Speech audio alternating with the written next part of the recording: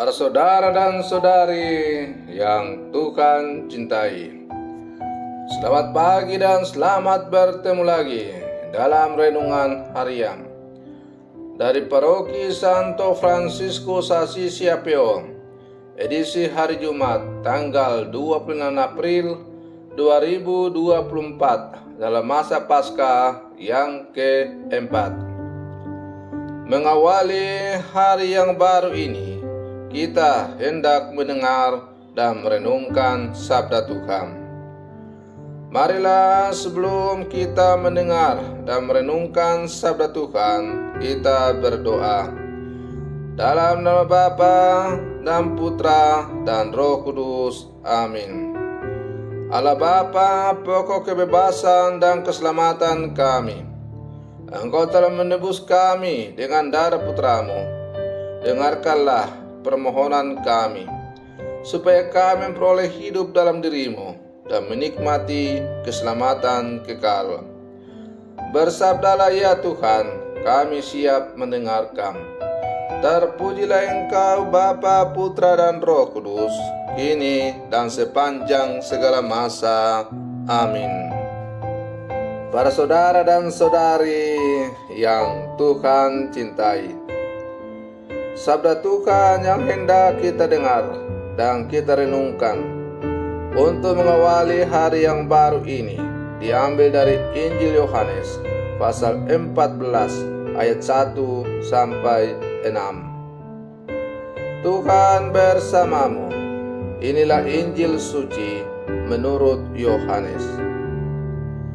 Dalam amanat perpisahannya, Yesus berkata kepada murid-muridnya, "Janganlah gelisah hatimu, percayalah kepada Allah, percayalah juga kepada Aku. Di rumah Bapakku banyak tempat tinggal. Jika tidak demikian, Aku tentu sudah mengatakannya kepadamu. Sebab Aku pergi ke sana untuk menyediakan tempat bagimu. Dan apabila Aku telah pergi ke situ dan telah menyediakan tempat bagimu, Aku akan datang kembali dan membawa kamu ke tempatku, supaya di tempat Aku berada, kamu pun berada. Dan kemana Aku pergi, kamu tahu jalan ke sana." Kata Thomas kepadanya, "Tuhan, kami tidak tahu kemana Engkau pergi. Jadi bagaimana kami tahu jalan ke sana?" Kata Yesus kepadanya, "Akulah jalan, kebenaran, dan hidup. Tidak ada seorang pun dapat datang kepada Bapa kalau tidak melalui Aku." Demikianlah sabda Tuhan. Para saudara dan saudari yang Tuhan cintai, orang yang sedang naik perahu motor tanpa sadar sering mencengkram erat pinggir perahu. Semakin cemas ia akan keselamatannya, semakin erat pula ia mencengkram. Padahal mungkin pengemudi perahu itu sudah berkali-kali mengalami situasi serupa dan sanggup mengatasinya. Di setiap penyeberangan, seorang penumpang mungkin tak sepenuhnya percaya pada kemahiran juru kemudi. Para saudara dan saudari yang Tuhan cintai, kisah Injil hari ini menampilkan Yesus yang sedang berupaya untuk meneguhkan iman para murid-Nya.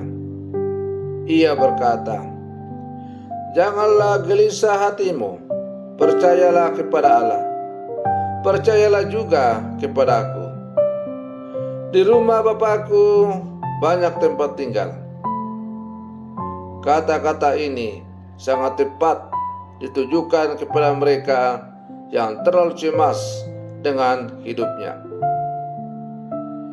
Dalam menjalani kehidupan ini, kita kerap merasa gelisah untuk hal-hal yang tidak masuk akal.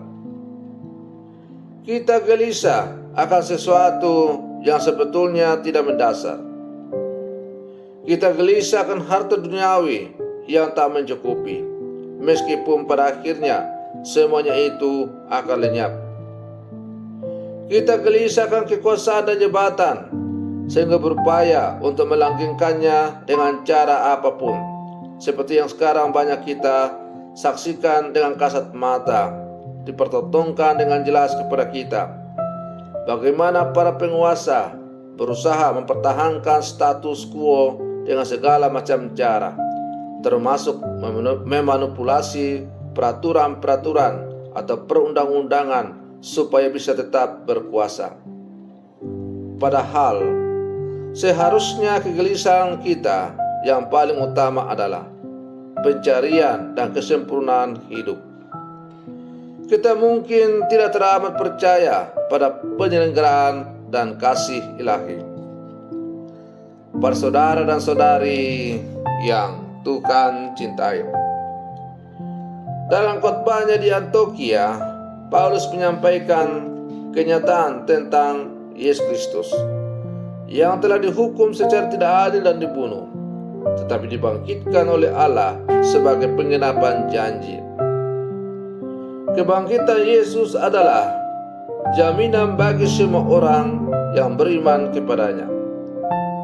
Karena itu, orang-orang yang beriman tidak memiliki alasan apapun untuk merasa khawatir atau cemas mengenai apa yang terjadi dalam kehidupan ini. Mempersembahkan kepada Tuhan apa yang terbaik dari hidup kita ini adalah ungkapan syukur sekaligus iman akan kebangkitan dan kehidupan kekal. Para saudara dan saudari yang Tuhan cintai, kebingungan atau kekhawatiran yang sering kita alami dalam menjalani kehidupan kita karena kita tidak tahu jalan mana yang harus kita tempuh. Maka Yesus juga melalui bacaan Injil tadi menawarkan dirinya sebagai jalan untuk menuju kepada Bapa. Yesus menawarkan jalan untuk mencapai kesempurnaan hidup sebagai orang-orang percaya. Akulah jalan, kebenaran, dan hidup. Tidak ada seorang pun yang bisa datang kepada Bapa kalau tidak melalui aku. Dengan demikian, kalau kita sungguh-sungguh mau mencapai kesempurnaan hidup, mau bersatu dengan Allah, maka satu-satunya jalan yang ditawarkan kepada kita adalah jalan melalui Yesus Kristus itu. Menjadikan Yesus sebagai jalan untuk menuju kehidupan berarti menghidupi segala sesuatu yang telah dipraktekkan, diajarkan oleh Tuhan kepada kita, yang kemudian diteruskan oleh gerejanya yang kudus, Katolik, Apostolik. Para saudara dan saudari yang Tuhan cintai, kita adalah murid-murid Yesus, orang-orang beriman yang hidup bersama sekarang. Haruslah kita akui dengan jujur bahwa dalam menjalani kehidupan ini terkadang kita mengalami keraguan-raguan. Terkadang kita berada pada persimpangan jalan dan bingung arah mana yang harus kita lalui. Maka salah satu hal yang perlu kita renungkan adalah bahwa persimpangan-persimpangan hidup yang kita alami dalam kehidupan ini akan mampu kita atasi apabila kita mampu percaya dan menjadikan Yesus sebagai satu-satunya jalan untuk menuju kepada kehidupan kekal itu. Maka pesta kebangkitan adalah juga pesta kebangkitan hidup kita untuk keluar dari cara hidup yang lama yang mungkin masih mengalami keraguan-raguan dalam menjalani kehidupan ini, dan semakin yakin dan percaya akan Kristus Tuhan kita yang telah bangkit dengan jaya. Mari terus kita berlangkah maju bersama, menjadikan Kristus sebagai satu-satunya jalan, pegangan dalam kehidupan kita.